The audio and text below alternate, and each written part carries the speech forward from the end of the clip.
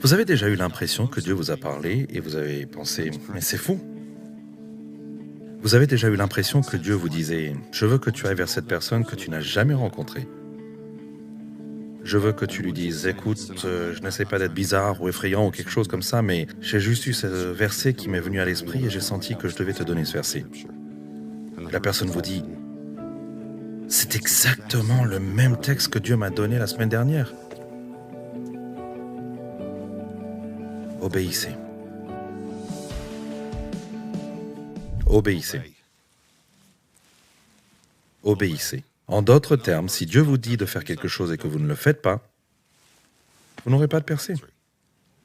C'est le livre de Jacques qui le dit de cette façon. La foi et les mots.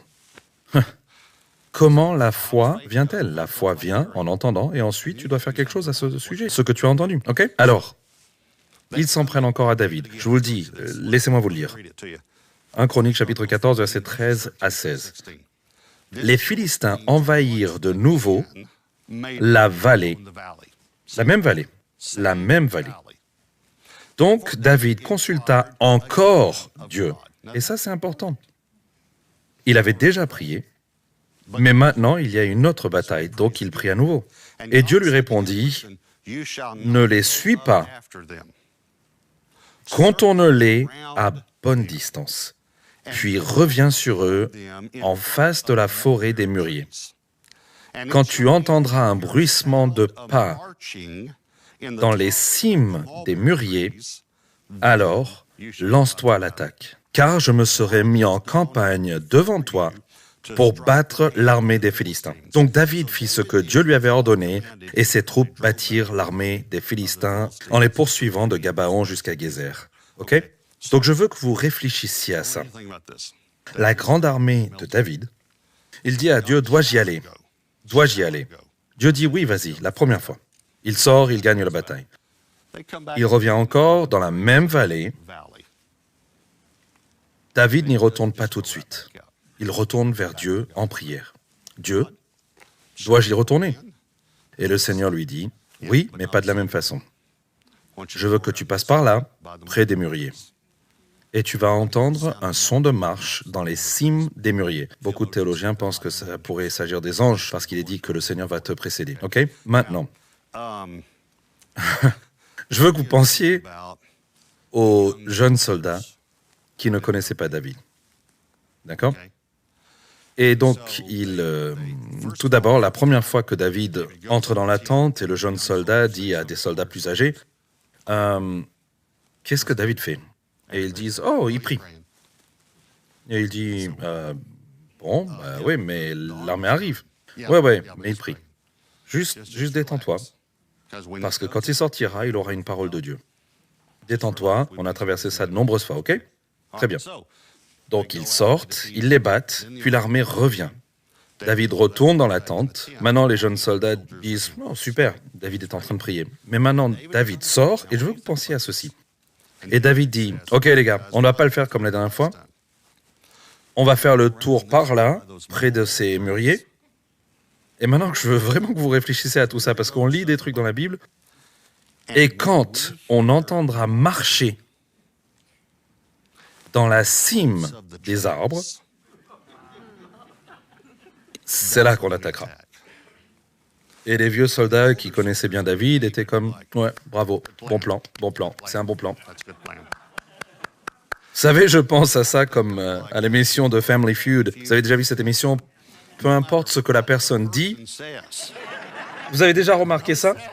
La famille répond toujours, bonne réponse. Et je me dis, mais ce n'est pas une bonne réponse. C'est la pire réponse que j'ai jamais entendue. Ils disent, nommez une race de chat. Et la personne répond, Doberman Pinscher. Bonne réponse. Pas une seule fois un membre de la famille n'a dit, espèce d'idiot. De quelle planète viens-tu? Ils disent toujours, bonne réponse. Alors pensez à ceci, quand on entend marcher dans la cime des mûriers, bonne réponse. Maintenant, ces soldats, ils disent, parce qu'ils savent, c'est Dieu. Les plus jeunes soldats sont comme...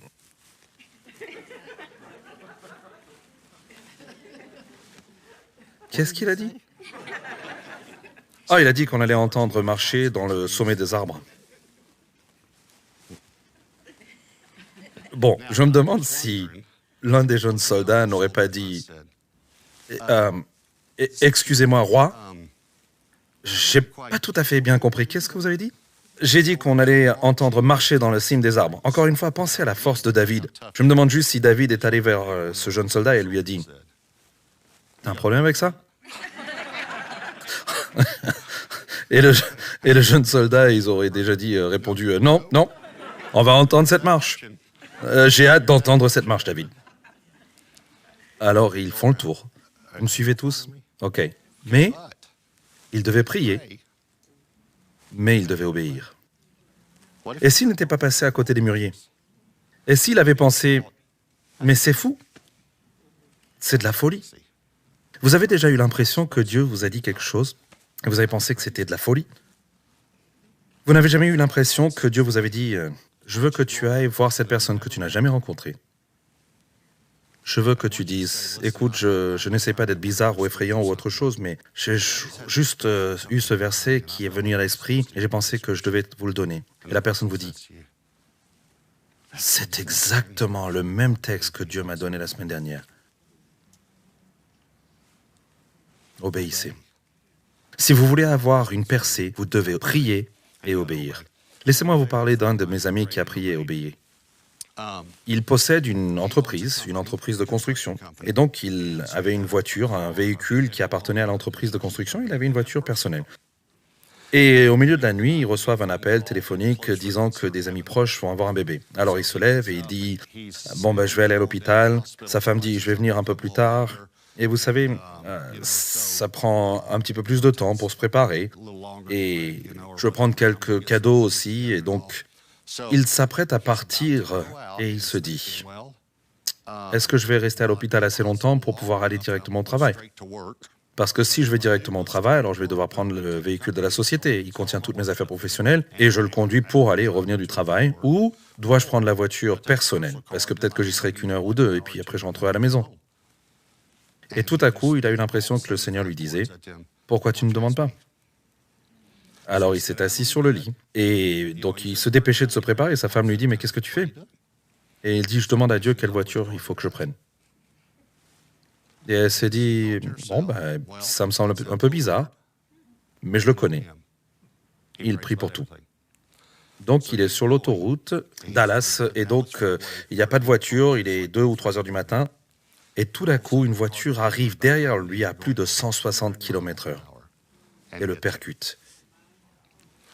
Il est blessé et il a eu cette pensée, je dois aller voir si ce type va bien, et le Seigneur lui dit, ne va pas vers l'autre voiture. Ils ont découvert plus tard que le gars a été recherché pour meurtre. Il fuyait pas de la police à ce moment-là, mais il fuyait la loi. Bref, il y a eu toutes sortes de problèmes de dos, de santé, il perd certains contrats à cause de ça, il ne peut pas faire ça, d'accord? Voilà la différence donc. Sa voiture personnelle, et le gars, bien sûr, n'avait pas d'assurance, ok? Donc sa voiture personnelle avait une limite de 25 000 $ pour les blessures, les dommages corporels pour lui. Sa voiture de fonction avait 1 million $. Il a reçu un chèque d'1 million $ de la compagnie d'assurance. Cette prière était une prière de 975 000 $. Il a prié et il a obéi. Et je veux que vous fermiez les yeux un instant. Je veux que vous preniez un instant pour dire au Seigneur quelque chose de très simple comme « Seigneur, aide-moi à prendre l'habitude de prier et d'obéir. » Au nom de Jésus. Amen. Shalom, j'espère que vous avez aimé cette vidéo. Abonnez-vous pour ne pas rater nos programmes. Merci de faire partie de notre famille TBN. Que Dieu vous bénisse. Shalom de Jérusalem.